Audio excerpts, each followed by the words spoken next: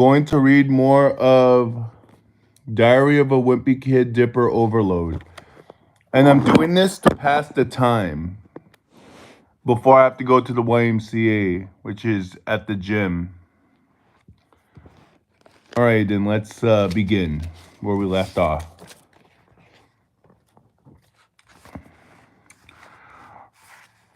Roderick and the other guys are pretty ticked off because they think Stank is nothing but a Loaded Dipper ripoff. They even stole Loaded Dipper's idea with the stickers. But what's really annoying, Roderick, is that it looks like Think got themselves a sponsor. One of their billboards is right above our highway exit. It's not just Stank's posters and billboards are everywhere. It's their music too, and it feels like you can't go anywhere without hearing one of their songs. They've already got a huge social media following. They've got an army of fans called Stankers who seem pretty passionate about the band.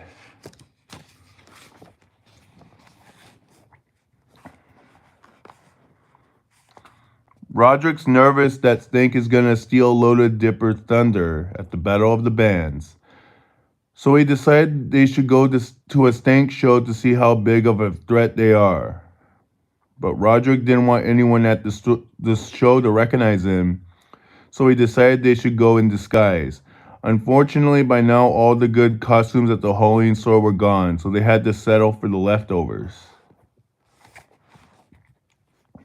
I think the guys were hoping Stank would live up to their name, but apparently they were actually really good. They played a 2-hour set without taking a break, and they kept their energy up the whole time. The fans knew the words to all their songs, and Roderick got mad when Bill joined in.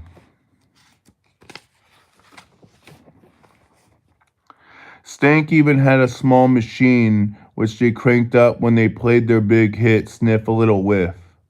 And from the way Roderick's clothes smelled when he came home tonight, I'm guessing he loaded the machine with rotten eggs.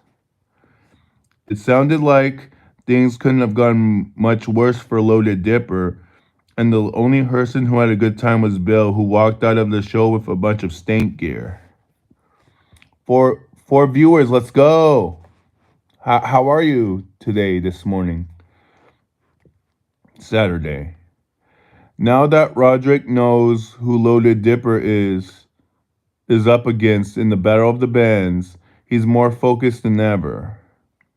He says if Loaded Dipper wants to beat a band like Stank, they're gonna have to outwork them. So he's been holding practice twice a day, once in the morning, once at night. But I think the new schedule is really taking a toll on Bill, who's been stealing quick naps during Meckie's guitar solos. Roderick's been riding Bill harder than anyone, though. He said if Loaded Dipper's gonna win, they're gonna have to really bring the energy during the competition. So he put Bill on a diet and exercise program to help whip him into shape. But Roderick found out Bill was cheating on his new diet plan when he discovered a stack of empty donut boxes in the back of the ice cream truck. When Roderick confronted Bill about the donuts, Bill confessed they started going to Honey Buns every morning before band practice. He said he started going, hello there, Lucas. He said he started going there for the coffee and the donuts. But the reason he's going back is because he's in love. Here's how Bill said it happened. A few weeks ago, Bill stopped by Honey Buns. But when he pulled up to the pickup window, the ice cream truck got stuck under the overhang. It was raining that day, and Bill didn't want to get wet by stepping out of the passenger door. So he decided to crawl out of the truck through the pickup window. That's where he came face to face with the assistant manager, Becky, for the first time. According to Bill, it was love at first sight, and they've been dating ever since. Then Bill said he didn't think he could keep doing 2 practices a day because Becky gets off her shift at 6 p.m. and he wants to be able to hang out with her in the evenings. Roderick said the band needs all the rehearsal time it can get, and that Bill could start inviting Becky to evening practices so the two of them could be together. But I think Bill regretted it right away. Roderick regretted it right away. Even though Becky always brings a few boxes of leftover donuts to practice. The first few times Becky came to practice, she didn't say a whole lot. But now she's starting to get a little more comfortable. And she's been making lots of suggestions for how Loaded Dipper could do things differently. Becky thinks Loaded Dipper has too many songs about body smells and toilets, and most girls aren't really into that sort of thing. So she said that band should think about making their songs a little more female friendly. Hey is for horses. Yeah, what's up? She even took one of the songs that Roderick wrote and marked up the lyrics. Then Bill started writing his own songs, and most of them were ballads to his new girlfriend. This morning, Roderick told Bill Loaded Dipper doesn't do slow songs, and the romantic stuff was going to have to go. But Bill said Roderick was just jealous because he'd never been in love, and he doesn't know what it's like.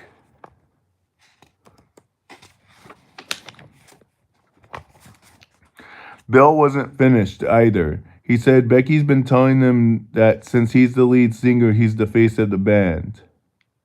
And she even created a new poster with Bill front and center. But I guess that was too much for Roderick to take. He said he was the one who started Loaded Dipper. And if anyone was going to be the face of the band, it was going to be him. Then Roderick said, since he was the leader of the Loaded Dipper, that meant he got to call all the shots. He told Bill that his relationship with Becky was a big distraction. So the new rule was that nobody was allowed to date until the competition was over. Bill wasn't happy about it, but I guess he felt like he didn't have much choice. So he agreed to put his relationship with Becky on hold. The only problem was that he was too chicken to tell her himself. So somehow that fell to me. And I hope I never have to break up with anyone in person again, because I've got to say it's not a whole lot of fun.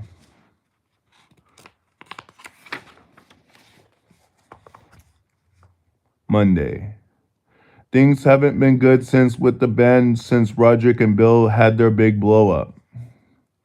Bill realized he made a mistake splitting up with Becky, and the next day he tried to get her back, but she stopped taking his calls, and now she won't even take his coffee orders at the donut shop.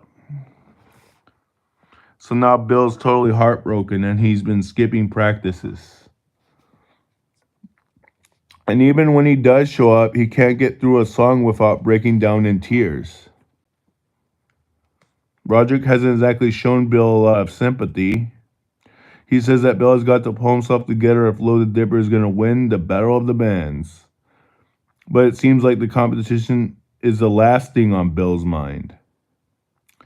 So Bill's mad at Roderick, and the other guys in the band have kind of had it with him, too. Mackie's getting tired of the 2-a-day practices, and Drew's mad because he really liked getting those free donuts from Becky. Right in the middle of their big fight, Mom came downstairs with a letter that was addressed to Roderick. And from the first page, it looked pretty official. The letter was from a lawyer who says he represents a company that used to publish a line of trading cards called the Revolting Runts. I guess those trading cards were super popular back when my parents were kids, and the characters definitely live up to their names. The reason the lawyer sent the letter was because of the Revolting Runts character was called Loaded Dipper, and apparently it was one of their most popular cards. The lawyer said that even though the revolting runs went out of print a long time ago, the company still owns the trademark to the characters. And he said that if Loaded Dipper doesn't change its name, the company is going to sue the band for monetary damages. After Roderick finished reading the letter out loud, the other guy seemed kind of shaken up. But Roderick said he wasn't going to change Loaded Dipper's name because of some stupid letter. And if they stayed strong, they could fight this thing. Yeah, what's up? What's up, Lucas? But none of the other guys had the stomach for an expensive legal fight, and they seemed happy to let Roderick deal with this on his own.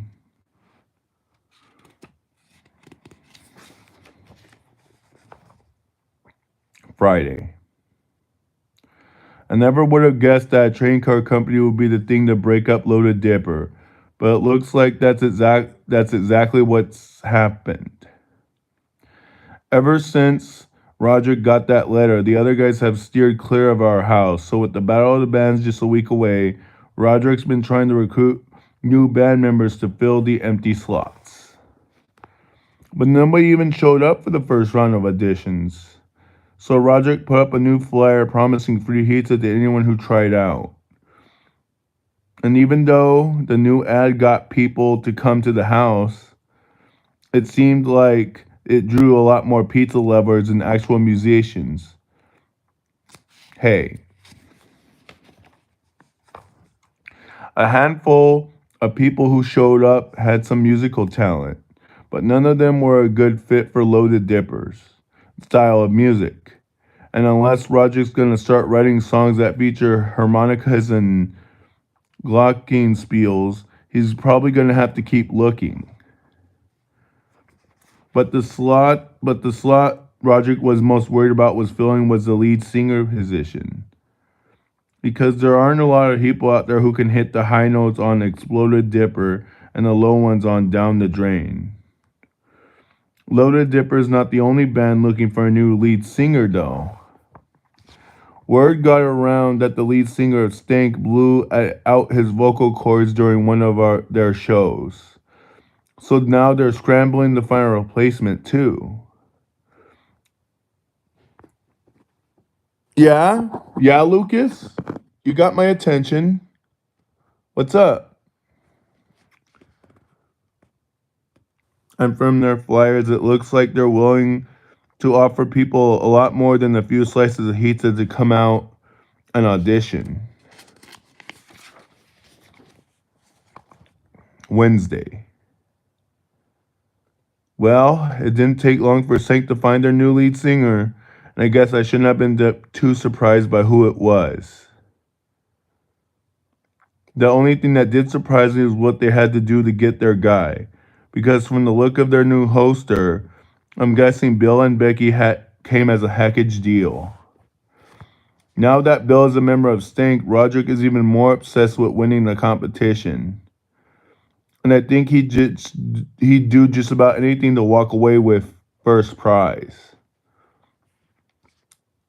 The problem is, he still hasn't found anyone to take the place of his old band members. So he's moved on to the plan B, which unfortunately involves me. Well, not just me, Drew's brother and Roderick's friend Ward are part of the plan too. Even though none of us have any musical talent, Roderick thinks he can train us to play Dipper Overload in time for the competition. But 3 days into rehearsals, it's not looking so good. Roderick says that in a rock and roll band, it's 20% talent and 80% attitude. So he's been trying to teach the three of us how to look like we belong on stage. Mom even bought us outfits for the show, which I guarantee none of us will be wearing. So at this point, I'm praying Roderick comes up with a plan C, and that I'm not a part of it. Saturday. When I woke up, this morning, the first thing I remember was that it was the day of the Battle of the Bands. I had already decided I didn't want to be involved, and my goal was to be as far away as possible when the competition started. But Roderick must have sensed I was going to get cold feet, and he wouldn't let me squirm out of it. Drew's brother and Ward got to our house just after lunch to help load up Roderick's van with equipment. But I really wished Roderick had gotten those back doors fixed, because it was no fun getting everything into the vehicle. On our way to the arena, I had a sick feeling in my stomach. I could barely play 2 chords on the guitar. And Ward couldn't remember half the words to Dipper Overload. And I guess Drew's brother was nervous about the whole thing too, because he had to breathe into a paper bag to keep himself from passing out. But Roderick told us we'd be fine once we got out on stage, and we just needed to trust him. By then, we were pulling up to the arena, and there was no turning back. People were selling merchandise in the concourse, and Stink had a big table set up near the entrance. And somehow Becky had managed to get bobbleheads made in time for the event. But Becky wasn't the only familiar face inside the arena. Warwick Sprinter had a table there too, but it didn't seem like his stuff was selling. We were looking for the backstage entrance when Roderick spotted someone else we'd seen before. And I don't know what the hip O. Henry security guard was doing so far from the restaurant, but it didn't seem like a good idea to go up to him and ask. We finally found our way backstage, which was a total zoo. Most of the bands were already there, and the space was way too small for everyone. Stank walked in a few minutes before the competition started, and they really lived it up to their name because they smelled like they hadn't showered in weeks.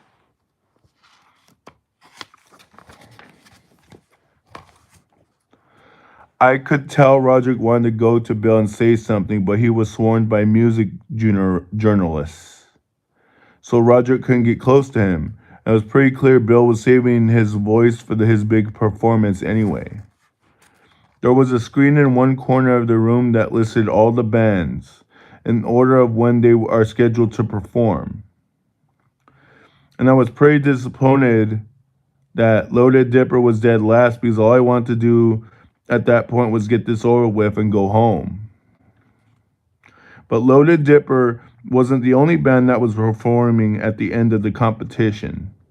Stank was scheduled to go on right before us. That meant we had to hang out with Bill and his new bandmates backstage, which was really awkward. So when the competition started, I decided to slip out the side door, watch the show from the wings. There was at least 1,000 people in the audience, which made me feel queasy all over again.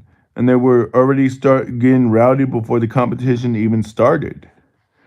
When the first band came on stage, the crowd went totally nuts, and they didn't let up for the rest of the night. Alright then, that's it for now. Thank you so much for listening. Stay tuned. Have a good one. Stay rigid.